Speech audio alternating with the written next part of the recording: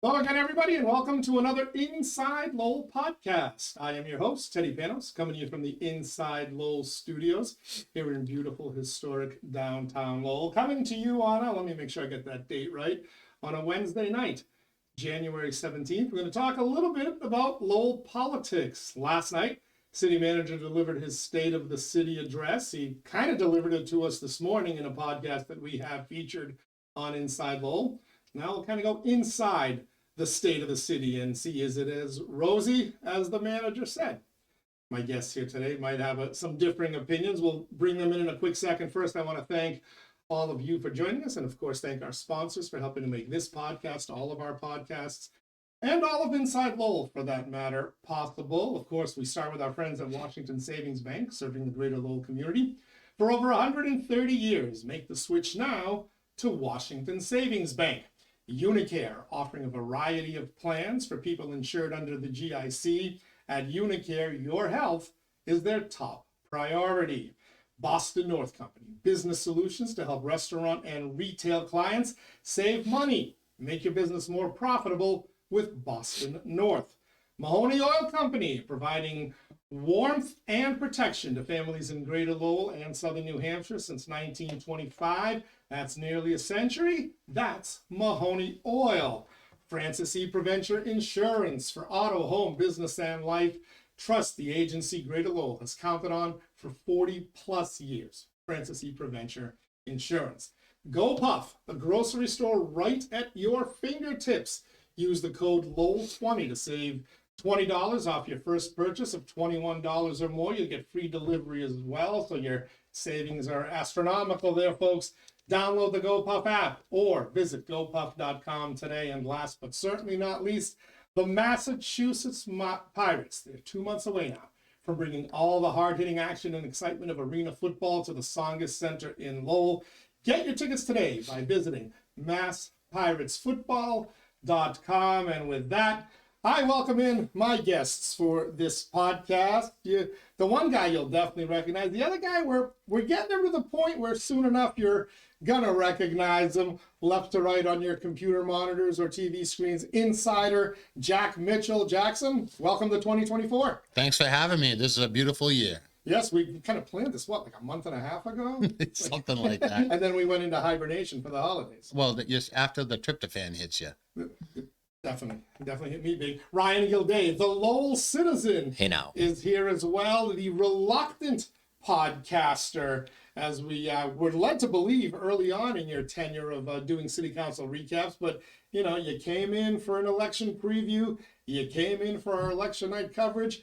And you're back now. I think, can we call you a regular podcast? Well, I was sold the bill of goods because I was here for the election night. There was maybe 8 people in studio. There was probably 300 sandwiches. So I was under the impression every time I came it would be a party. Tonight it's just an empty room back there. There's just all the bloggers working away, but there is no food. So we have like 8 I'm a tacos. little bit. Jack ate them. Jack ate them all I in don't about share 4 tacos. minutes. That's all right. That's all right. So yes, I am here. I don't know if we'll be here again without a platter of sandwiches. All right. Well, I'm glad to have both of you here. Let's start with last night's discussion. The city hall. The city manager delivered his State of the City address. What did you think? Worthwhile? Any interesting info there? Accurate info? Any disinformation there? What did you guys make of it? I was stunned to think that the Golden administration thinks that the Golden administration is doing a great job. No, I mean that's what it always is. It's a chance to tout the accomplishments, and you know he had quite a bit to talk about. You know, I think he went on for like an hour or so, something like that. It was pretty close. So yeah, no, I mean I think there's a lot of positives, and I think that they should be. What I did like is that towards the end, him and the council sort of recognized a lot of the department heads, and I think that's probably one of the biggest accomplishments is bringing in so many talented people that seem like serious individuals, not just hacks or whatever.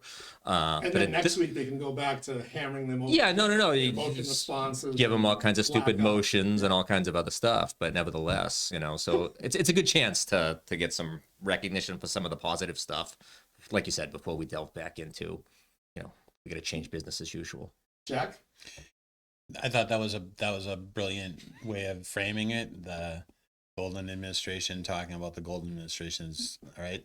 I think it was interesting in terms of, you know, the manager was highlighting the work that was done by the people that work at the city, and of course that should be the case. All right. But I'm more interested in how did the manager achieve the goals that were set by the city council. Now, I think we're starting to hear a lot about how Beacon Hill informs the manager's perspective on things, right? So, of course, he was quick to repeatedly laud the council and their efforts as if they were in charge. All right, ARPA's in charge because when there's a big amount of money to spend. All right, and there was some choices that they made with the ARPA money that I thought that was interesting. I think it was a good time to celebrate. There are challenges, and the manager is right to acknowledge the people, but he's got some challenges inside his administration, and all the charm, the charm campaign isn't going to fix those challenges. But to be fair, any given individual that works in that city hall, there's going to be people that love that individual and bolster them and always protect them, and then there's going to be people that is trying to pull the rug out from underneath them and stab them in the back. That could be any department head, any staffer, right? And if there are people that have been, say, insulted in my presence, like this person or that person is terrible and they should be fired, I think the manager has an opportunity to put them on the spot and shake them out. And if they meet the standards that the council needs for output, then the manager can march on. But the toughest thing for Tippa is to be an asshole. He likes to be the nice guy. He likes to say yes. He likes to say, yeah, we can do that. But if his administration can't execute it, he's going to have to answer to that, and he's going to have to be hard about it instead of being like, yeah, like it's put the pom-poms away, Tom. All right, get to work. So look, it felt last night more, and actually I think it started with Eileen Donahue when she actually delivered one of these and had her iPad scrolling as a teleprompter. It's now starting to resemble what you're seeing, obviously, with the State of the Union address in DC, but the state of the Commonwealth, and also Boston Mayor Michelle Wu just did hers or is about to do hers. I kind of lost track.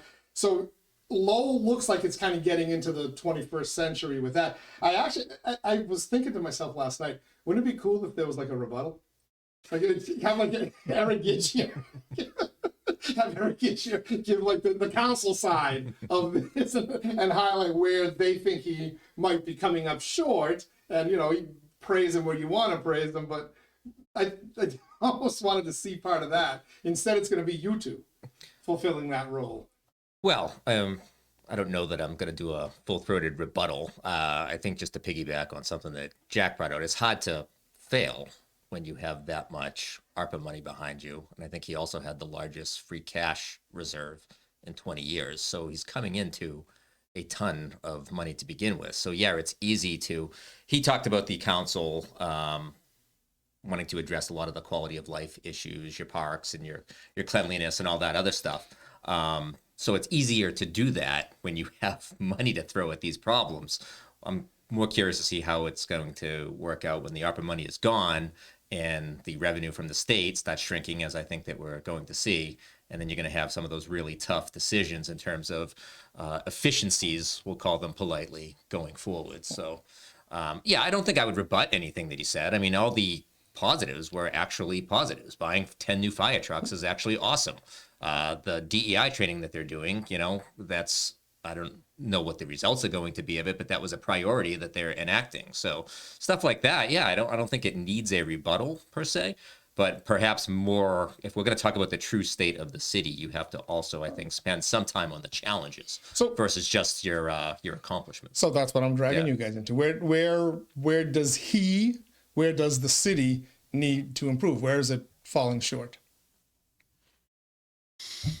Go ahead, Jack. Don't be shy. You're never shy. Look, sometimes I'm like, do I have to invent something bad to say so people won't say I'm kissing Tippa's ass, right? Like, they're not going to say that about you, trust me. I don't. I want to be sincere, right? So, like, and there are things like I'll talk to Tom about privately, and you know, it's not that I'd be more candid because he sort of you know, you get a certain latitude when you carve yourself out like I have, right? But I think the counselors have things to say that are challenges. I think really one way to reframe what I had said was it was wonderful for the city manager to talk about successes, but they were successes based on metrics that he created, right? Along with partly with the council. I'd like to see much more of a ahead of time write out the goals and then talk about how you met the goals or didn't meet the goals or what the progress is on achieving goals. And the way the motions are sort of handled, it's easy to talk about the council wants to improve quality of life, right? And that was a big talking point through the election and the creation of district councils, the councilors, right? The districts. We're really getting at that, you know, nook and cranny level now.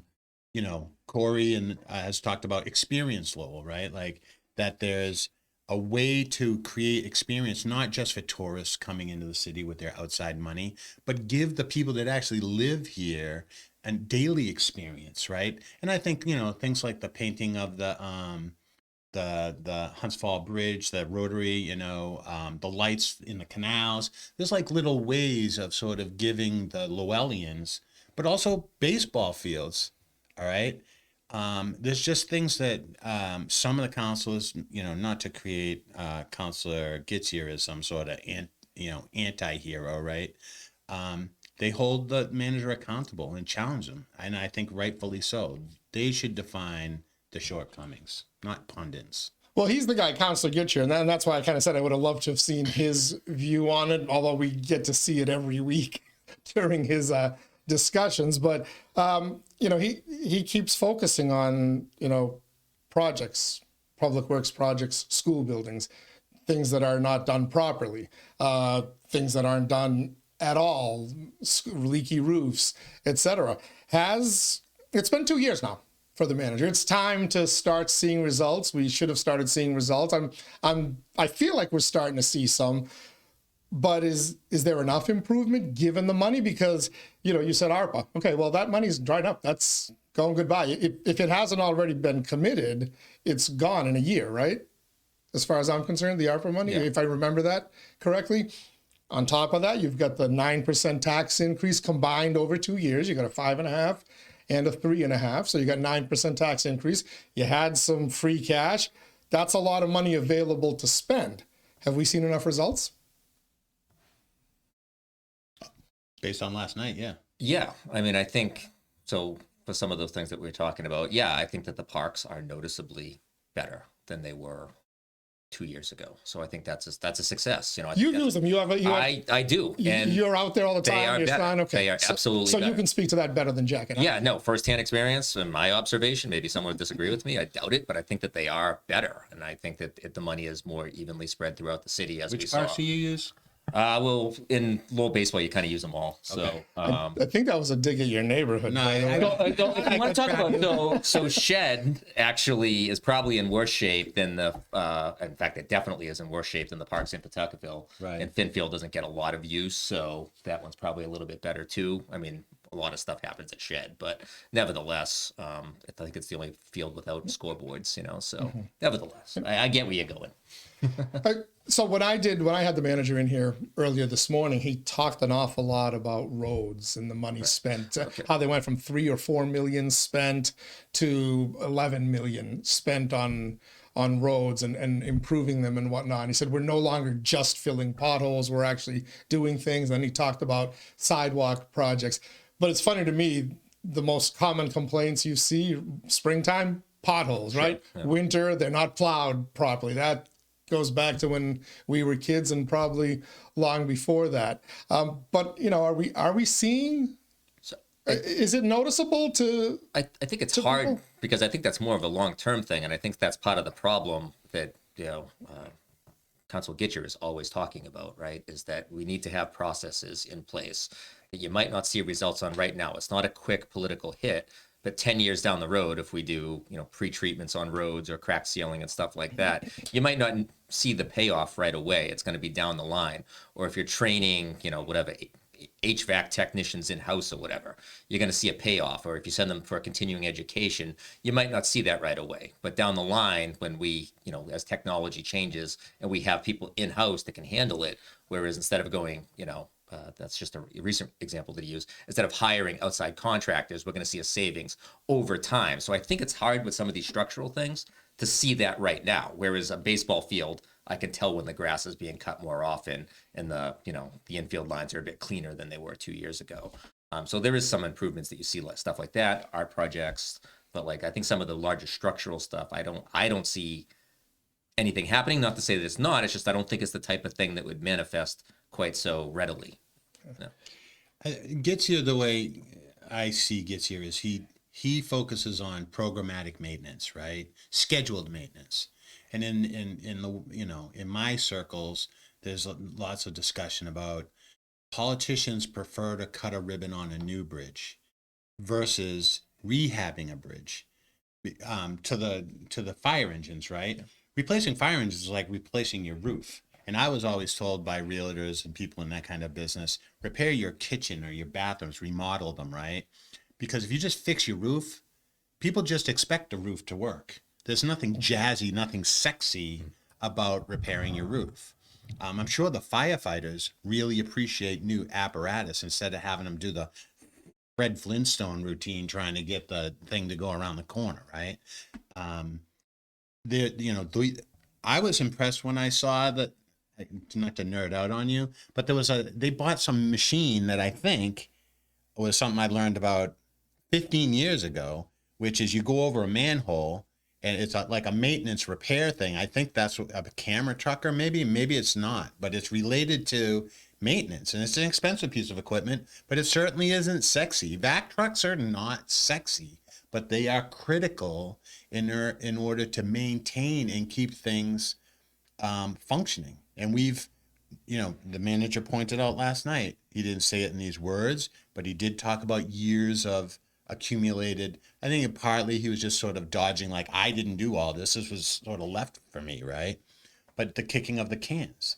And now the manager is putting himself with these opera expenditures, lucky to have it, right? To do well going forward. Now he has the tools. Does he have skilled trades? And back to Getzier. Getzier saying the new high school, we're going to build the Starship Enterprise over there, and we're not going to have the skilled craftsmen or even the culture to make sure it doesn't degrade, right? And you've got to listen to that, whether he tells it with tact or if he blows his cool and acts, a little overwrought sometimes. His message is true.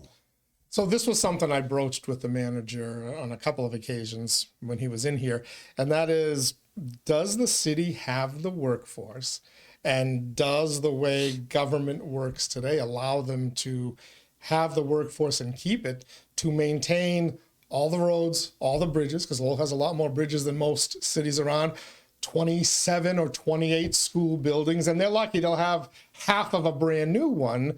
But the others are now, even the ones we call new schools, they're 30 some odd years old by this point. That's a lot of property to own. Parks are separate. They've got a couple of other buildings, the auditorium, etc. But that's a lot of property to maintain and a lot of manpower. And quite frankly, I think the biggest complaint that Councillor Getzier has, I don't think he's ever going to get that satisfaction. I think it's too much. I think it's impossible to maintain it in today's climate, given today's wages and whatnot, to be able to have it, unless we're going to just keep raising taxes like crazy. But eventually he's going to eat up that $14 million. He said we're $14 million under the levy now, so they can theoretically keep taxing for a little bit longer. But $14 million under the levy of a $500-something million budget, that's going to go really quickly. Well, yeah, and that's not a one-time expenditure, obviously. So you can throw $10 million at 10 fire trucks, and everyone applauds and everything else. But when you get into staffing issues to find competent staff, you're talking about benefits, retirement, everything else that goes along with it. That's 75 to 80% of your budget is payroll. And we're in a pretty decent economy right now, I guess, for many people. And over time, we're not going to be. So I think it's going to be even harder to bring on those types of people in, a lesser economy than we're in right now. So again, that's one of those challenges that you don't hear about during the State of the City address, but certainly should be weighing on, the manager's mind. And I'm sure it does, but, I think it's a real challenge going forward. Is it a pipe dream, Jack, to think that No, you can maintain a city of this size with this many buildings and roads? All right, so just a shortcut to the expenditure, right? There are types of bonding programs that the state can set up in pools of money. The what is it? The building authority that the city has that the state has for schools, right? Why don't they do stuff like that for other municipal facilities? They could affect something like that. So there would be a partnership to sort of bear some of the burden of these increased costs, right? But look, I'm on Team Gets here at this point right now. I don't necessarily applaud his style, but the substance of what he's saying is dead on balls. All right. No ifs, ands, or buts. If TIPA takes all the old cans that have been kicked down the road for decades, if he chucks them in the recycle, right, and he sets up new cans, and we just keep the same paradigm, all right, then we're just going to have shit cans down the road. Right? What? Like, we're going to applaud TIPA for setting up new cans so that somebody 10, 20 years from now can blame the previous managers for leaving them a mess. The paradigm that we're in now is what got us here. And unless TIPA makes structural changes in the paradigm of how the city is managed with maintenance, it's been talked about this thing with Dakota, and which you got like a instantaneous response on, right? The stuff that Getzier and Robinson have talked about, and other councilors have chimed in positive ways, is programmatic, maintenance. The state owns an entity called DCAM. They treat all their real estate, right, their physical stuff, as a property manager, because they learned over the decades, maybe centuries in Massachusetts state government, that giving a department a building created fiefdoms. And when you gave them money to do maintenance, they may, because money is fungible, they may defer some of that money for something that they reprioritize. But when DCAM was invented and instituted, it was about expending money on your real estate assets and having budgeted for that. And so there's no reason to push money towards teachers or push money towards firefighters' salaries or whatever. Like you handle the real estate. And there's been talk about doing stuff like that, but I don't think there's buy-in. I saw Leahy resist it. I saw Jackie Doherty resist it. I don't know why, but there's politics afoot here. And it doesn't seem like what's good for the city. There's politics afoot in government? Oh my Lord. And if not me and not you, right? But if the city allows it, whatever, you're just going to get the shit in, shit out. That's the way it works. By the way, I'm shocked. We're almost 24 minutes into this, and we have not used my newest prop. Let me admit that my niece got me this. It's a BS button, for lack of a better term, and I figured I'd hit it a million times with Jack. There you go. There you go. That's a different one though. Earlier, right? Was it? It's a bunch, about 4 or 5 different sounds We're that gonna are have to make our way through all of that them. are available there. But somebody needs to get a little more Trigger alert. controversial I over had here. a boss, manager, who had a Trump doll that when you press the button, it would say like, "You're fired," whatever his, catchy phrases were, right? And he knew I hated Trump, right? Hate's a wrong, right? That is definitely not the right way to go for America. TDS is right? the right term. Yeah. So he wasn't abusive. It wasn't a hostile work environment, but every once in a while he'd pull the thing out and he'd hit the button, and I'd just be like, oh my God. All right. So you're used to the bullshit. I'm just, yeah. Well, have you met my friends? Yeah. All right. Some. So you kind of took us, both of you guys, somewhere where I want to go. State revenue. State's in trouble. Maura Healey has basically told you the state's in trouble. She's already had to cut for the rest of this fiscal year, and she's telling you that the next fiscal year is going to be even worse than what cuts she made to get us through the end of the current one. How are all these cities and towns, and of course Lowell is our focus, but we can look at Dracut and Chelmsford, which we also cover, and say, how are they going to get by? They've all signed these contracts and they all got drunk and happy on the COVID money and the ARPA money and wonderful times, and they're about to get smacked, right? Dracut's warning of a $2.5 million shortfall, and this was before anything Healey sent them. Why do I get the feeling Lowell is going to deal with the same type of thing very quickly? Yeah, this is what I'm talking about earlier. This is probably the main challenge going forward. When we're not fat with cash and the revenue is not coming in, as it seems to not be, what next? So I know that the manager was talking your podcast earlier today that his main accomplishment was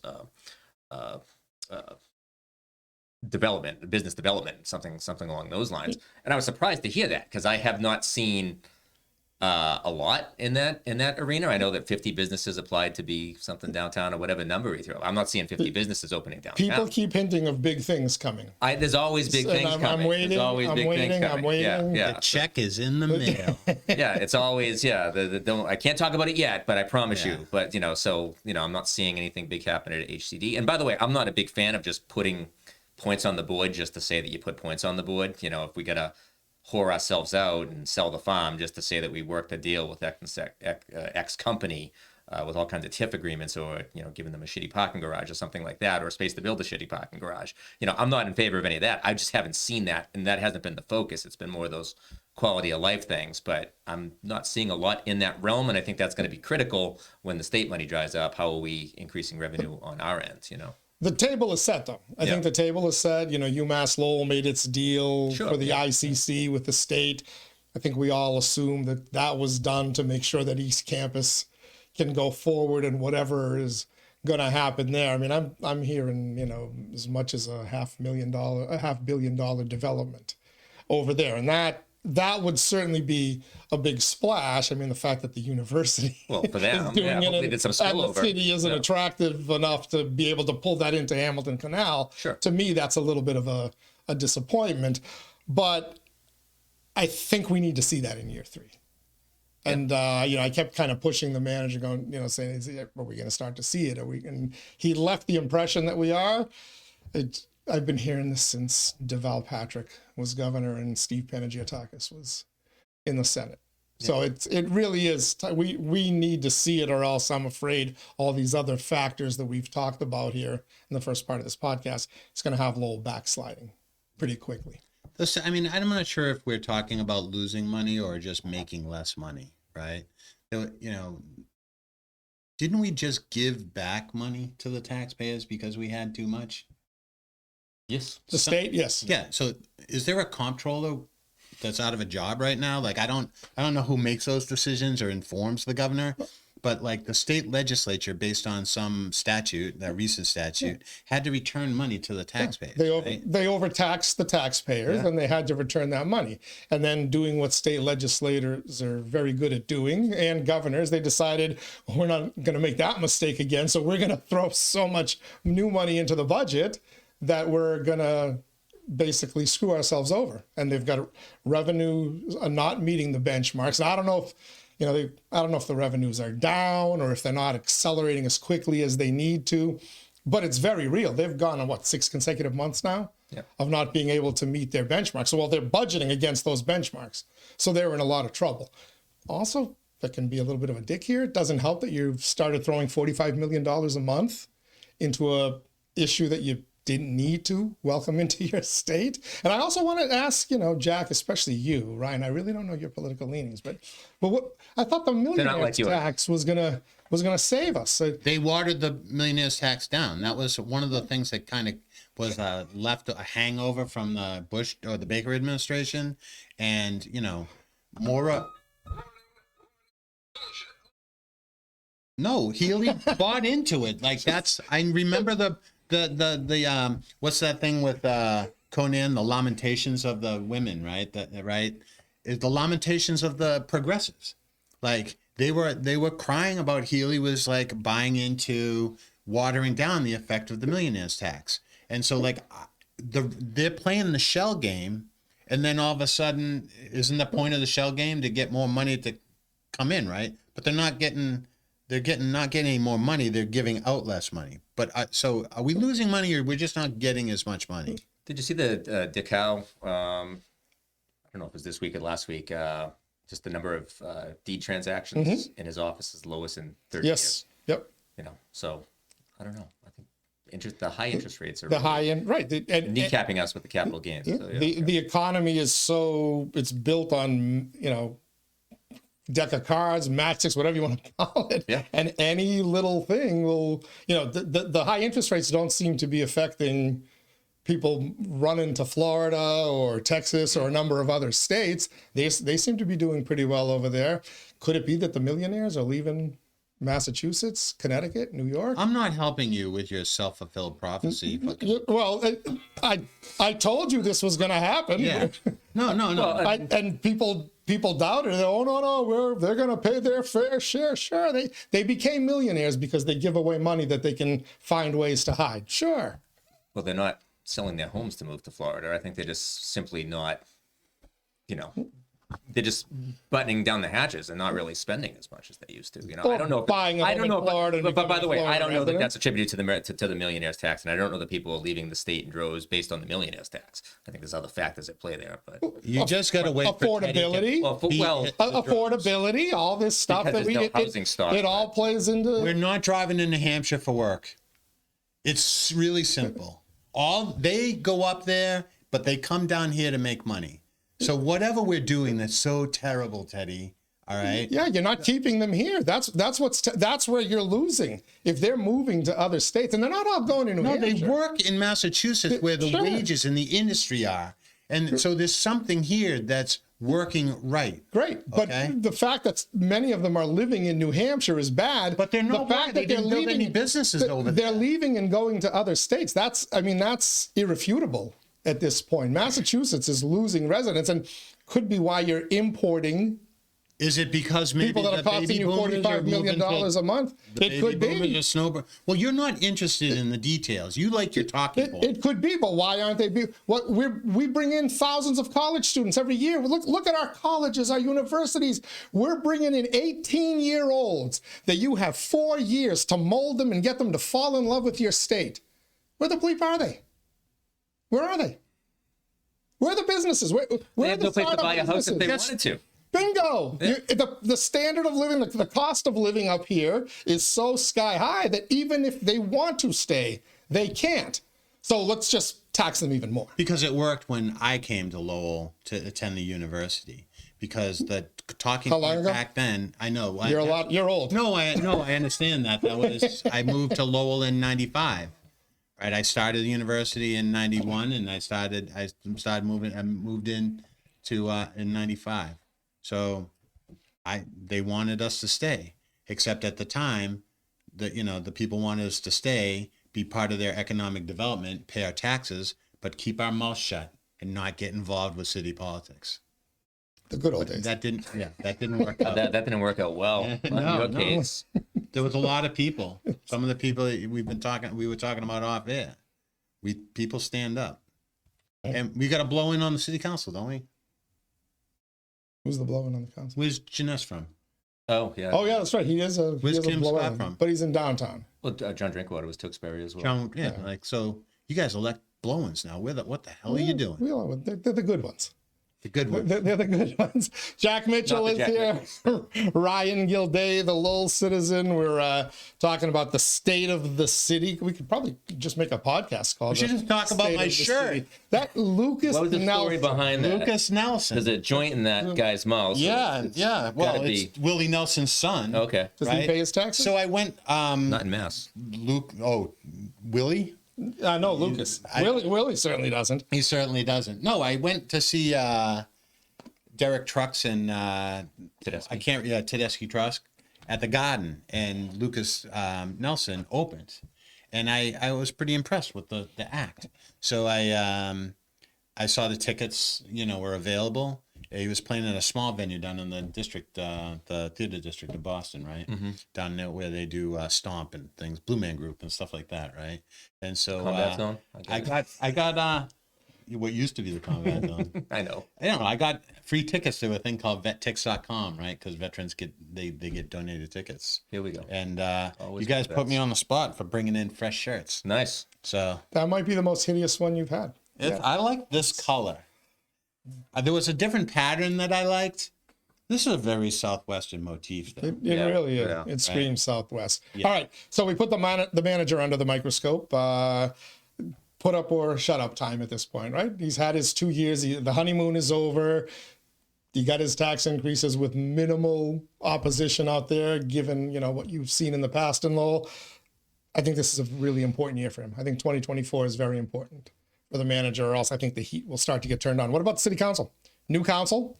Kinda. One new member in there because one member left and another member switched from district to at large. But it's a new council, but it's basically the same council.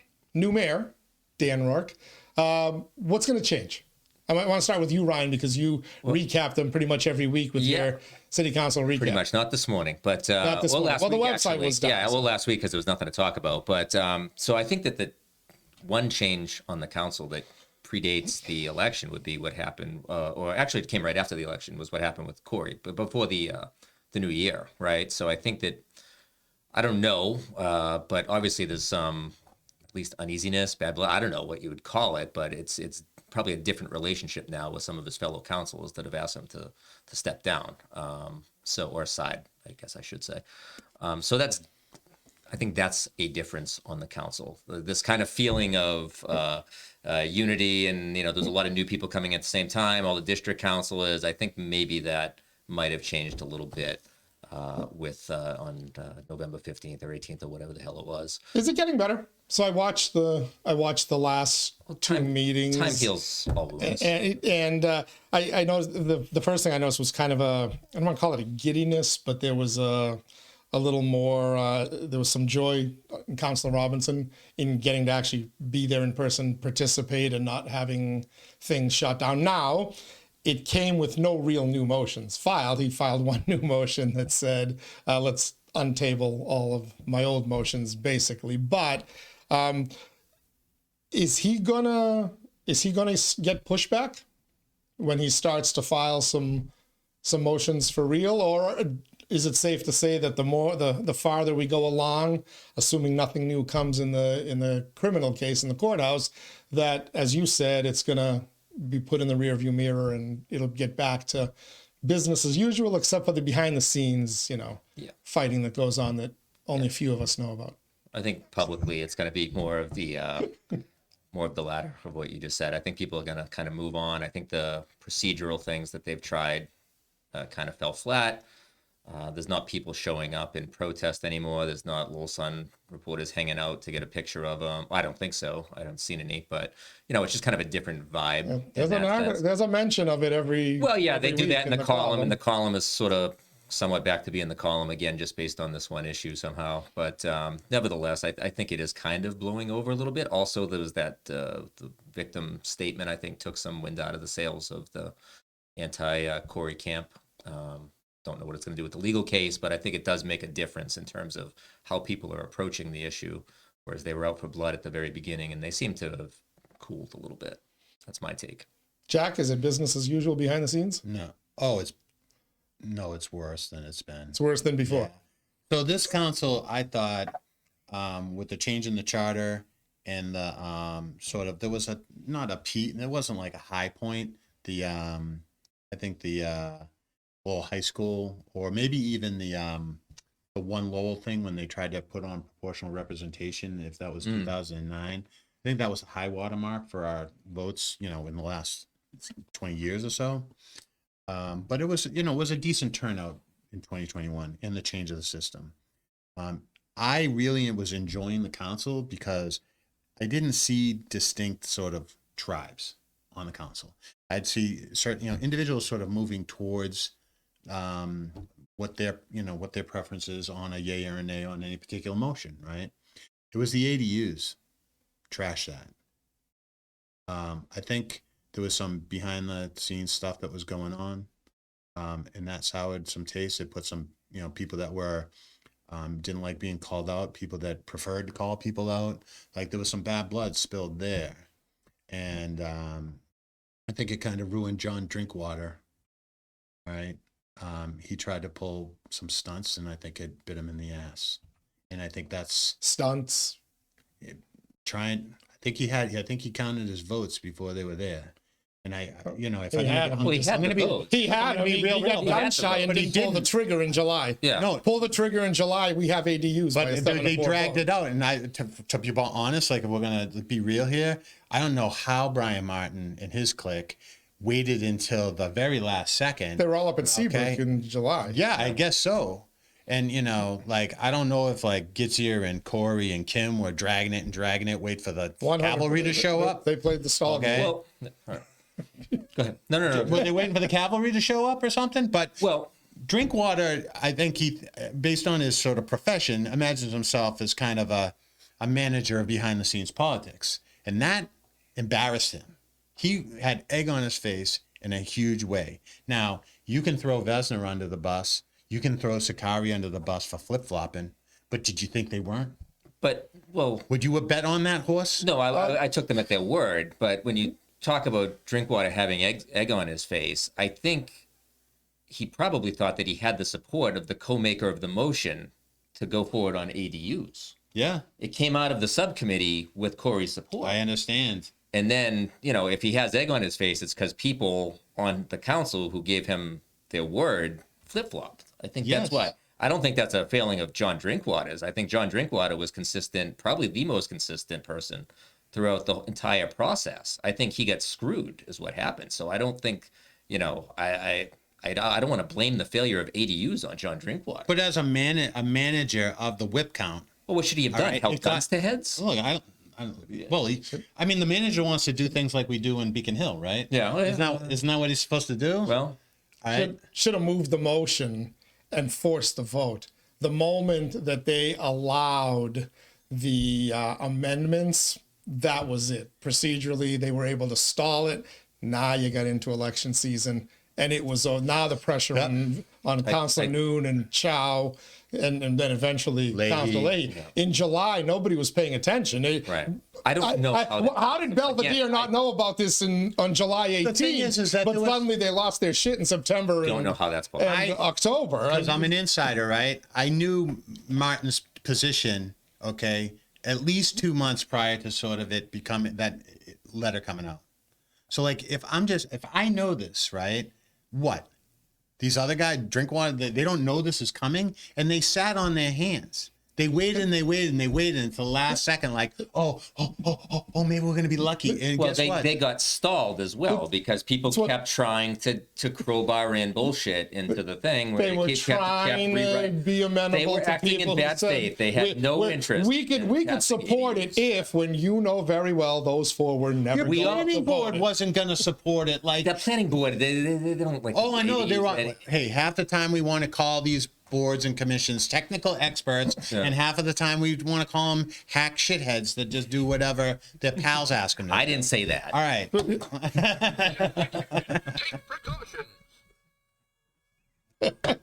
I don't advise going into city council in a board meeting and calling out their integrity. That I do not see Well, doing stuff like that. Well, I don't. I have not done that. No, I but didn't want them thinking. Oh, okay, yeah. But You know what I'm talking about. Yeah, I do know what you're Mary talking Burns, Eric Gitzier. Yeah, that fiasco. so the zoning board. Right, and again, I'm on Camp Gitzier, but sometimes he believes his own hype. Yeah. So they're fractured. Okay, so then the Is it going to be a long 2 years? Basically, will it give the manager a little bit of a pass because they'll be too busy fighting with each other to kind of realize, hey, he's getting to that 3-year point soon. Well, we need to focus on what comes next. Who's not fractured is Corey and Eric, and they're the biggest thorns on the side that he has. So if those two are working in unison every week, just this issue and that issue, then it can make life uncomfortable. I mean, Rodney Elliott did it by himself. And Bernie Lynch survived 8 years with a lot of 8-1 votes, 7-2 votes. Yeah.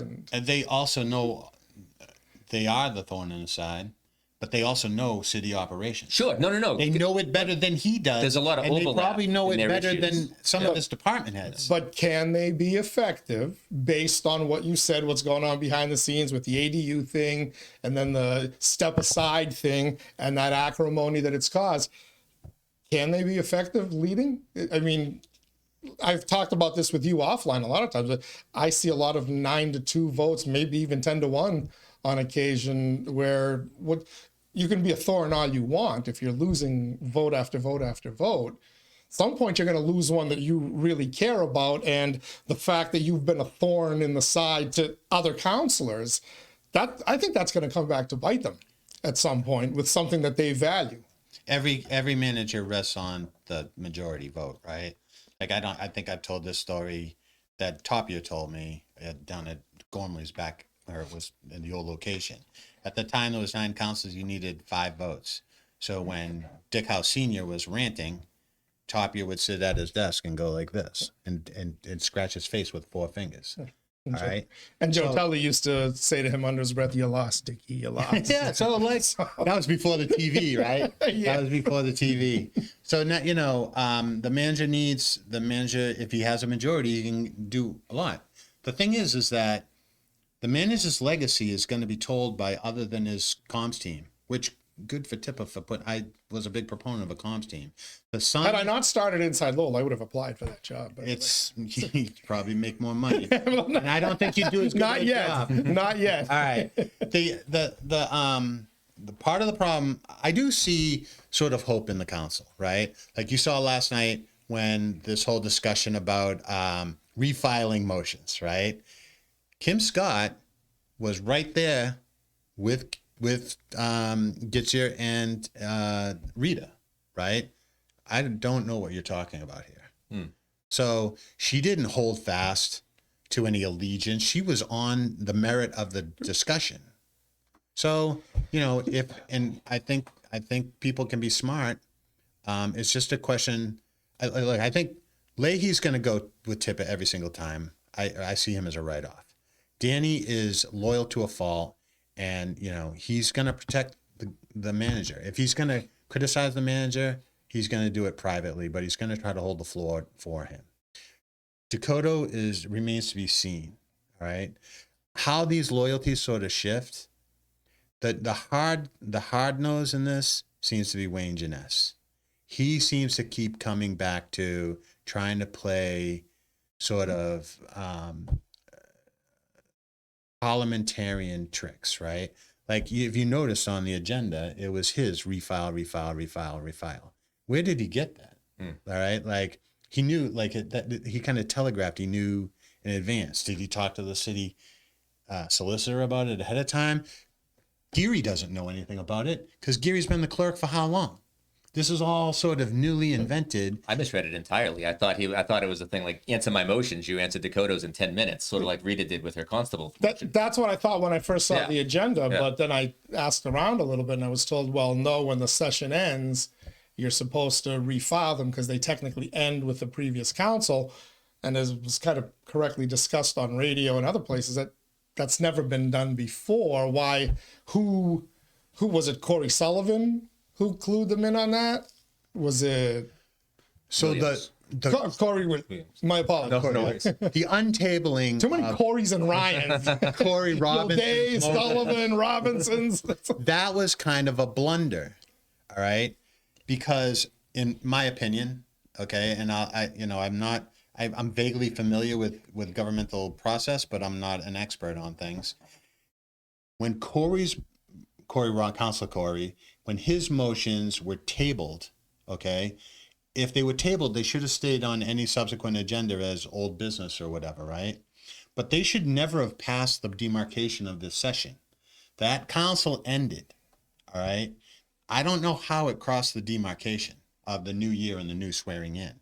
But this idea that if a motion isn't acted upon by the administration, doesn't pass the end of the session, like whatever in Beacon Hill, it's not the same governing body. And the city solicitor used some if it's not disposed of, and I feel Getzier was, again, I'll use that phrase, dead on balls. Once the city council, the legislative body, the only body that is held by sort of a session, right, of inaugural to the inaugural, right, they passed it off to the administration. It was voted on. They have disposed of it. It's now the fiduciary of the administration, and we don't have sessions of the city administration. We may change city managers, we may change department heads, but we have continuity of governance. It's the responsibility of the city administration to dispose of it on their side of things. Now, in the past, there have been counselors that do sort of invigorate a motion, but that's not a refile. That's like, hey, I'm drawing your attention. It's been a little while. I'd like an answer. But this is where I'm confused, and nobody's been able to answer it. Who told him that this is how it's done? Now, I understand the manager did, but did he get that from the solicitor, a current, previous? Did Michael Geary suddenly realize? I mean, did somebody wake up? Well, realize that and wake up to the fact that we've been doing it wrong all We haven't along. been doing it wrong. Well, Rita, one of the rare times I'm like, what does Rita have to say about this? She's seen more turnovers of council than anyone there. And so she was, I don't know what the hell you're talking about. It's never been done before, but yet it was done. Yeah. And they procedurally went through the process and did it, right? No one. Who went through the process? Jeunesse went through the process. Jeunesse followed whatever lead. Whoever is leading Jeunesse is what he followed. Are you All right? insinuating he's not leading himself? Would anybody ever insinuate that? Come on. We're inside, right? Well, who's leading him? Look, people, you decide for yourself, okay? Word is no. For a long time. From a large swath of, Well, yeah, if you want to say the downtown mafia, but the downtown mafia has political connections and They do. knows a thing or two about how government But works. what's the where was upside it of missed? this? What's the upside of this? If there are, puppeteers pulling strings, what the hell there's is always the been. upside? What do you mean if? Okay, all right, fine. Everybody fine. has them. Fine. I understand that, but Call them kitchen cabinets if you want. as a concept, yes, obviously. But for this particular refiling of these 5 motions or whatever it is, what is the upside of refiling? Well, I think It's not that big a deal, right? That's my point. Just figure out how it's done and then do it. Yeah. But Like, what's the master plan in refiling these 5 no, motions? I personally think that Jeunesse is sort of the head Puritan on this council that's trying to punish Councilor Corey Robinson for not abdicating the authority that he was given by voters. And he does right? that by means of refiling. Well, I think he was definitely part of the lead in obviously. the tabling of motions, right? Then there was the whole it was Jeunesse that was the one that bundled them, Yes. right? yes. Yeah. Now Corey Robinson screwed up by not challenging it at the time. That flew over his head, and Well, yeah, he we didn't got get a tough- legal opinion on that till after the fact. It was, But what happened with this thing with the and then again when there was some motions on the floor, it was Jeunesse, Leahy, and Noon that voted no in the roll call on Robinson's first vote, right? Then it was all voice vote because the mayor wants the stink of this gone. Whether he wants the stink of it gone for his own reasons or he just doesn't want it to be under his umbrella because he's trying to protect the reputation of the city and the city manager under his purview. I don't know what his motivations are. he could answer that. So that begs the question, what happens when Corey Robinson files his first real motion of 2024? I think it's business as usual. You think it's business as usual? Or if you're listening to Jack, No, okay, he's all right. basically So telling, okay, so there will be some new procedure parliamentarian, or it will be an outright, no, we're not passing anything you want. I think there might be some voices in opposition. I should take that back. So that would not be business as usual. If you're looking for a report on leaf pickup, you're usually not going to get opposition. Maybe one or two people do that. I don't think the majority is going to go against a routine motion. Corey had a motion on for this, but Corey has to plow, right? So Corey didn't attend the meeting, and it's normal to defer a motion when a counselor isn't present to present it, right? So that was just a sort of, I think, a act of God, so to speak, right? But that's a motion to for the mayor to create, asking the mayor to create an ad hoc for disposition of the old courthouse, right? And as far as I know, there's buy-in for that subcommittee. But if people want to look, if I thought people were really taking principled stands on stuff, I might not like it, but I can respect that. I think this is a reactionary council that some activists have twisted them up, and they are striking a pose for activists. Now, domestic violence isn't a joke. It's not to be. I'm not to be glib here about this. Of course, this is very serious stuff, but it's hard to say that looking at you. You and I have. What were you looking at? I know. I'm looking at him. I know. He's a pro. I was thinking he's about to get himself into trouble, like he's been doing on. No, and I really feel like I'm gonna I'm just feeding him rope. give him enough rope. He'll make the news again because I'm not. I don't take the easy road and just go one side or the other. I'm trying to balance. I'm a Taoist effectively, so I always try to go like this. Like I swear up and down, and you do not. I do not think it was proper for Lori Tahan to have anything to say about that. And if anybody had anything to say about it, they should have just stressed how domestic violence is a scourge on our community, that it's very serious, and that we need to provide supports for victims and the people that are around them, but that this situation with Corey Robinson is a matter that's in the hands of the court. And so we cannot, because it's a fundamental... You're saying that because it's somebody that you obviously like. It's not. It's not. Virtue signaling, which let's call it what it is. It's virtue signaling, but I understand why it was done. If those city councilors did not take that step aside position, nothing would have happened to them. They would have become the focus. You know it because your side, you're the Democratic activist. You're the one who goes knocks doors with these people and these Emily lists and all these groups. The DEI you guys clique created is not that Lowell. thing. The DEI clique it's not is just not the Lowell. DEI clique. No. It's everything. You must take a stand on this. Or else you are complicit. You're talking about silence is complicity. Silence is that's your topic. Well, that's when your you have party. people running for president talking about grabbing women's genitalia on videotape. Exactly. Okay. But did you guys wait for did any of you guys wait for the trials to come in, the juries to come in, the court processes? No, you guys convicted people. You do this nonstop. It's a little bit easier to do it when they're on actual tape. You do it locally. You do it everywhere. This is what you guys do. You put politicians on the spot. You're right. Now suddenly you're confused why politicians issued statements that basically said, "Okay, I'm kind of washing my hands." So you don't think Lori Trahan has enough political gravitas to survive something like that? What's she gonna say when she's asked about it? Okay, here's my statement. Domestic violence is a scourge on our society. Chow's first right? statement. Right? Yeah. We didn't say step aside. And we just said essentially right. We have to allow the process to play out because innocent until proven guilty is a cornerstone of the way we do ourselves. Now, whether or not politically, is Al Franken still in the Senate? He resigned. How about George Santos? He resigned. Did they get convicted of anything? No. George Santos got. George Santos resigned. Yeah, just a month around the same area as the whole step aside thing. In politics, it's not innocent until proven guilty. Is your freedom in jail time. Attorney Gilday. The political playground is different. Santos was thrown out by his peers. All right. These people were pressured by his peers. Since when does a U.S. Congresswoman step into a city council issue? Why?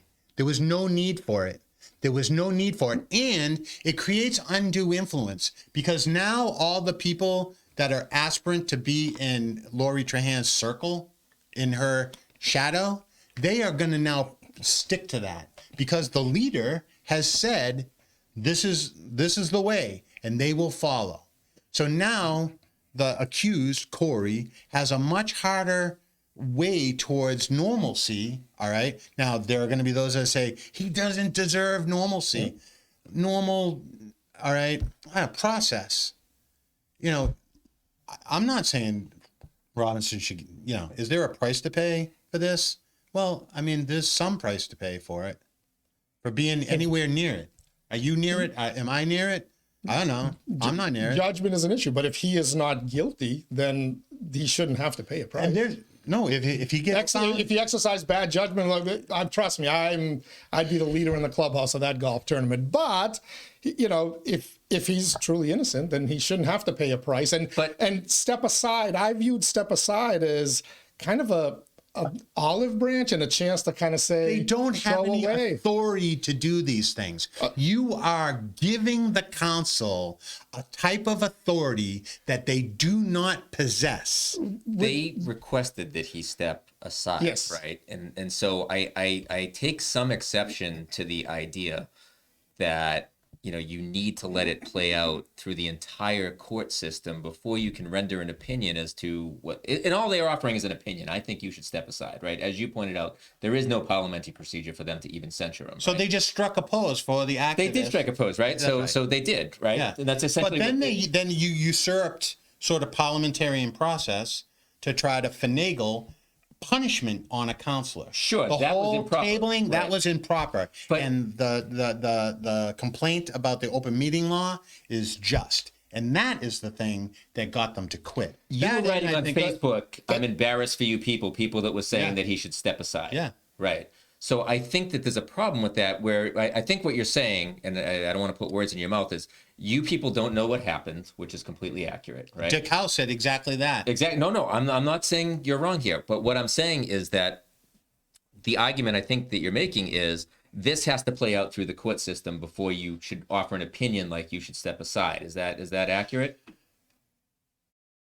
Enough, accurate enough. So what if a video, an HD video came out that had everything in the police report? Yeah. Right? Yeah. That hasn't gone through the court system. It's Right. just a matter of where your scale of justice is calibrated. Right. For some people, if it's in a police report, good enough for me. I know. I'm not one of those people, right? Right. Just as a Well, disclaimer. because you know enough about it. I do, yeah. So, Right. but nevertheless, like I don't think we can look at someone else's scale of justice and say, I'm embarrassed for you for having that opinion, where all they're asking is for a public official to step aside until it works out. And if I can just piggyback on that for a second, what if he's convicted or police? And all of it, by the way, is speculation, just theoretical, just for the thing. But what if he strikes a plea deal just to avoid the trial and whatever and putting people through it?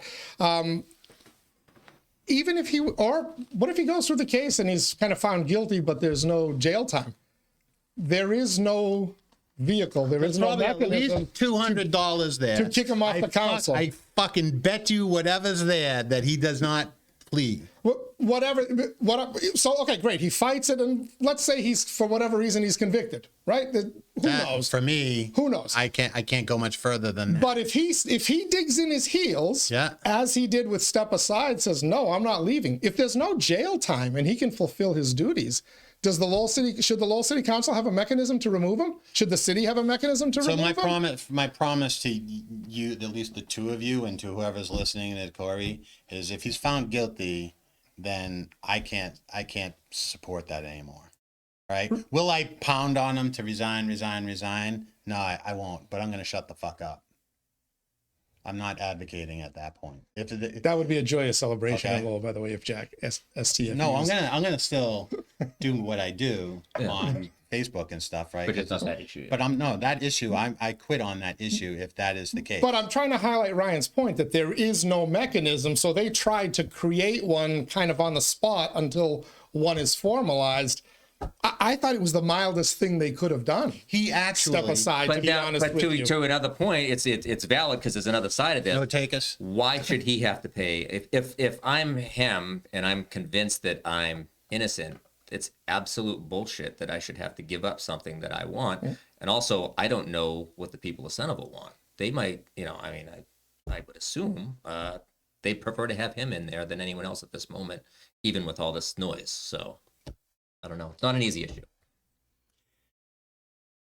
It's certainly not an easy issue, but I do not think that we should ad hoc invent authorities for people. All right. Oh, no, He did. But they are going to pass. It's now been a motion. Find a way to craft something But it's that will censure. allow Like us to censure. That's it. right? That's Again, just theater. That does yeah. nothing. Yeah. Yeah. Okay. That's all that is. They want to take you down and down to the City Hall JFK Plaza and put you in the locks and have some tar and feather. town folk come by with rotten tomatoes. Like, where are they going with this? It has no effective outcome. Corey kind of accidentally, based on my knowledge of the process, compromised on a step aside by Zooming. He didn't put his physical body in the council chamber, right? And that wasn't his initial reaction to it. So, I think he just sort of fell into. Should he have said that publicly? Would that have made a difference? Look, I struggle with my friends a lot about stubbornness and things like that, right? But I've said to you, and I'll say to anybody, you gotta, within reason, I fight these things, okay? But you gotta let Manny be Manny, right? You gotta let Corey be Corey. Corey is one of the most profoundly popular politicians that I've ever witnessed. I see the coterie of the, maybe not the super progressives, right? The DEI clique and the cancel culture folks, but a lot of the movers and shakers at very liberal progressive levels, down to, the Joe Sixpack salty dogs on the streets. They love them some Corey and what he represents. He's got a certain something. How much has that brand been damaged? I don't know. Is his seat at risk if a formidable candidate emerges? There's not a candidate. Is he at risk, or does he at least have to work I this think time? if he ran tomorrow, he'd crush. I think he would. I just don't know who that candidate. Yeah, they would have emerged, I think, by now. I just don't know. There's some people sniffing around. Yeah, there are. But I think you'll see a more legitimate candidate than what he's I faced. don't know how deep the bench is over there, to be honest with you. I think you've.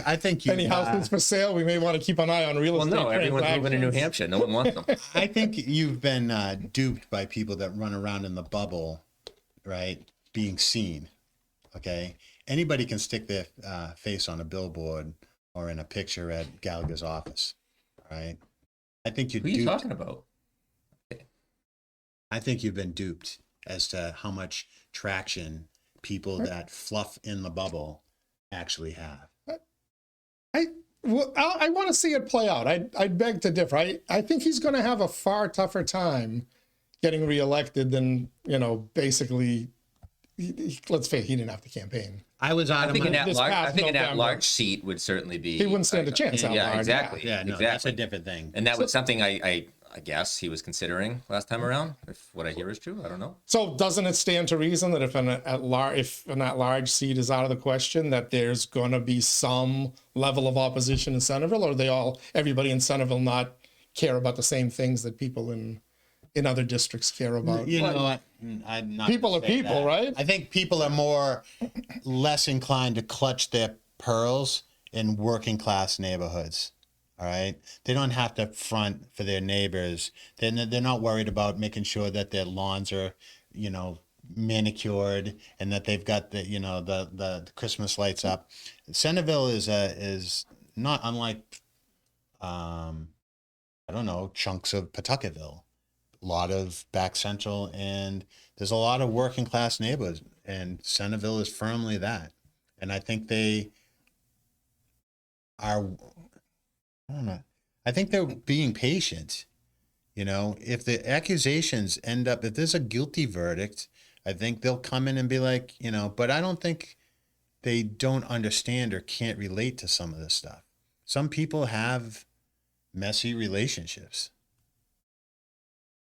All right. I don't think there's a huge difference between Centerville and most of I think it's a working class city as a whole. You know what I mean? And I say this as a Centerville guy. There is a unique aspect to it, but I don't think it's that much different demographically than everywhere else. I just think there's something to be said that they've been, I think, enjoyed the results that they've seen. I think he delivers as a politician for the neighborhood.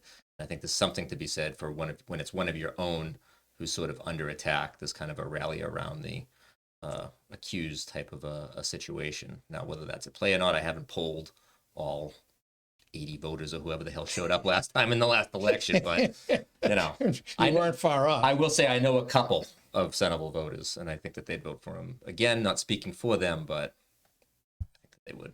All right. We're I in bet that $200. close to an hour, 10 minutes in, so I want to wrap up by asking you guys a question. Where are the homeless? It's January 17th. They're at least 100 feet from the riverbank, according to Rita's motion. January 17th, 2023. We were right in the middle of a month and a half leading up to it and another month or so following it of nonstop advocacy on the council floor. All the homeless advocates were up in arms. What are we going to do with the homeless? It's cold out there. We don't have enough beds, blah, blah, blah. We have more homeless, more people on the waiting lists, statewide, not just in Lowell. I don't think we have any new beds, even though we created, 500 of them in a nice big building for others to use. Here we go. Always at the end. Always at the end. Where are the homeless advocates? I asked where are the homeless. I guess I should be asking where are the homeless advocates? Why are they so quiet now when they couldn't stop chirping in January of 2023 and at the end of 2022?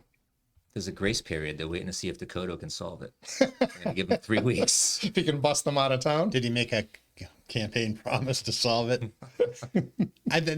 So there's one thing I think is I don't know what that entity is over on Appleton Street that used to serve the homeless. Life Alive? Life Connections. Life Connect. Sorry. Life Alive's a real restaurant. I apologize to Life Alive. Although maybe they Life Alive served the bean sprouts. All right. It was Life something. They're a chain now, so you better be careful. All right. They're not just a one-off. That's right. Yeah, Right. I heard that. That's right. But it was Life something, wasn't it? Life Connection. Life Yeah. Connections. Okay, that's. And there was a lot of organizing behind that, and the message came out through different sources that until that stops, you will starve. And the board took action, and there's some changes over there. The leader of that is, I don't know if it was executive director or president, whatever the title was, she's gone, right? Gone.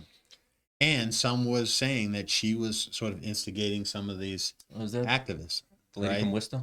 You mean the Yeah. You mean the homeless people who showed up to speak at that one meeting don't normally participate in the democratic process and the planning form of government without somebody, throwing them a few bucks or whatever it was that they did? I don't know. I want to believe in participatory democracy. I think our hour is up. Feel free to insult me, by the way. No, right? no, You don't no. have to be polite. You can... No, I don't know. I mean, I don't have an answer for you. I know what you're insinuating is that, people know where their bread is buttered and, sure the Healy administration factors into this somehow, some way. So, yeah, I don't know. The thing that really The election's also over, so bothered some me people are running for office. was this discussion about, like, I'm not using scarcity logic in my arguments, right? That you can expand the size of the pie. You don't have to divvy up a fixed size pie. I am aware of some of your arguments as to that there's a limit to that. But the ICC, the council came out very clear and said, well, we're willing to help these people, but you got to give us some extra to do the work with, right? Which was ridiculed by sort of the DEI clique and the cancel culture progressives, right? Because it was coming out of the council. But then Governor Healy said exactly the same thing using a bigger thesaurus, all right, to the President Biden. Hey, if you're going to burden the Commonwealth, we're willing to step up, but you've got to give us the resources. So she sent her comms team down here to pilfer the comms team from Lowell, right? But the progressives are not going to jam her up at this point. I think they're going to wait. They're going to walk right off the plank along with her.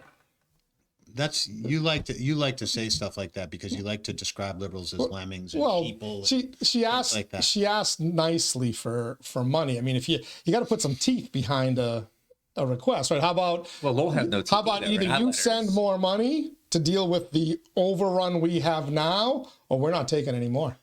Another part of this. Now maybe you get a little more money from DC. I don't know how he The works out there. ICC thing really fits into the homelessness issue because one of the major strands of thought in the logic of the city council was we've already declared a crisis of homelessness, right? Why is the state coming in and creating basically a velvet rope type of approach to these outsiders to come in when we're leaving our own people on the streets? And the velvet rope is a great analogy because in their statement, if you looked at it, when they finally gave us a little more information about when people were arriving and where, yada, yada, there was a little line, don't show up to give donations. We got it covered. Right after that was, don't show up if you're looking for shelter because you're going to be booted out. I think it was then Mayor Sokari Cha who said, look, we know you're going to do this and we'll do what we need to help, but can you set aside 50 rooms so we can deal with our own homeless? That was not an unreasonable request. That building, as it was partitioned, was already, I believe, 35 hotel rooms, and then the other side was all dorm rooms. The governor could have given an olive branch to the city of Lowell and said, tell you what, you've got people who are sleeping all over South Common. Let's give you this part of the room. And she didn't even do that. who is the vendor? That's a tone deafness. Who's running operations? in the CCA, ICC? who made a killing off of COVID, converting the UMass Lowell gym into a hospital that didn't see any patients. And A who? lot of money around. And who are the Poverty is people big that are- business, Mitchell. Of course it is. Somebody said that to me once. I can't remember who. A nitwit. Who are the people that are in the ICC? From what my understanding is, they're almost all from Haiti. Okay, Almost but all what's Haitian their level of documentation? Huddled masses. from my Do they have a information, strong paper trail or do they have a weak paper my trail? information that is bandied about is no, it's the weakest paper trail. All right, so So that's going to take the longest for them to go into the workforce. to go. Yeah, if Right. Yeah, I mean, you don't believe that's going to happen anyways. well, but- I thought if they want to go into the workforce, why aren't they in the farmlands? Why are they in Massachusetts? What farmlands are there in Massachusetts? What job? This high tech. It's great. A lot of high tech jobs. There's only so many dishwashing jobs at Athenian and other places. But if you're here for jobs and opportunity, wouldn't it make sense to go where the opportunity is? Or does it make sense to go to where the guaranteed roof is if you're a mother with a child? We had that battle No, I on know. multiple Look, occasions. I'm going to let you say what you say because you're going to beat the drum no matter what I do. I'm saying that if Lowell was burdened with the group of people that have the longest pathway to sustainable independence. Does that sound sort of... That sounds Okay. Very Yeah. political. The longest I'm not gonna push pathway. this. Right. All right. To sustainable independence. Why was Lowell chosen for that cadre of guests? Well, I mean, Good question. part of it is the infrastructure. They had a hotel in Lowell. Right. And most of these guests were staying in Billerica and Fairhaven and other places. So it's not like, but those hotels supposedly did not renew their leases with the Commonwealth. Right. So they were sent to Lowell. So they were sent somewhere. There was But after 2 years, how long were they in these hotels? 1 year, 2 years? a And now they're going to be in for another 2? I- Who are we kidding here about this plan to The 2-year plan. Again, it's Maura Healey's not leaving the border wide open or cutting holes in the fence that the state of Texas is erecting. That's Joe Biden's people, right? He's bringing them in here. Why does that's 100% factual. You should pay attention to it. no, I know. If I was watching Newsmax, I But would let me believe ask you a that question. exactly. Joe Biden's the one that's allowing this. Joe Biden's the one that's not asking Mexico to keep them there. wouldn't you think if you're going to wave this much of an influx of people in here that you're going to, why does Maura Healey have to ask Joe wake me up Biden? when you're done with the Rush Limbaugh. Why does Maura Healey have to ask Joe Biden to expedite the work paperwork? Counselor? Well, it's Shouldn't he want to do that if we're going to make the country a better place? it's not a challenge unique to the Biden administration, Teddy. I mean, you act like this was invented on Joe Biden's watch. This level of it? He's Well, just, this we're heading particular- into the election, the presidential election. This So he's gonna level of trash it? talk. Yeah. Oh. He's just dragging. Look, Have they ever had an overrun of people in the emergency shelter system to this degree? It's unprecedented. The governor will tell you that herself. That's why we had to shut it down. They're telling you she declared a state of emergency over it. So you can joke at me all you want, but she's telling you this is an unprecedented problem. why? I'm not wetting my pants. And these people not wetting aren't you're wetting your creating the pants. problem. all Well, right? you should be, because at $45 million a month, Okay. that's President RFK will fix it. Yeah. RFK. That's right. a good Democrat. He's looking to close the border. Which Teddy said he would take a picture of his ballot. I'm on the and post it RFK up. train, baby. Yeah. Yeah. RFK. That was my ranking. If he's not there at the end of the day, Who, if we go RFK? into November. He's going to be on the Right. ballot. Okay. Third I party. mean, if we talk to Marty Laurie, he says it's going to be Michelle Obama I against mean, Trump. come on. The Dems are Listen going to to go to Marty. convention and pull a fast one. 1968 called. They want their strategy back. It's Biden, Trump, and Kennedy on the ballot. I think you're gonna see there's enough disgust on both ends. I think you're gonna see a third party candidate do rival Ross Perot. I like the way that turned out. I don't- Okay. Yeah, I was going to say, I I'll think take- I see RFK pulling more Trump votes than I Yeah, do. yeah. Most of the polling shows different, but who knows what they do behind The newsman. behind Oh, closed today doors. polling makes a difference. It always does. Does it? Sure, Okay. it can give you a. I mean, snapshot. Obama was going to trounce Hillary in New Hampshire in the 2008 New Hampshire primary. Like whatever. Like sometimes it works, sometimes it But doesn't. yeah, it's not an exact science, but Right. it's a good science. It worked well in Iowa the other night, didn't it? I don't know. I'd like to see the new Ted Hanna UML. endorses Nate Silver. You heard it here. Inside Lowell. We have Rasmussen. we have a political group in UMass Lowell, and they can do polling. I'd like to see him exercise. I think some of they've got a that. New Hampshire one coming, Okay. or they already did theirs. Joe Biden's got to run because they're sanctioning New Hampshire.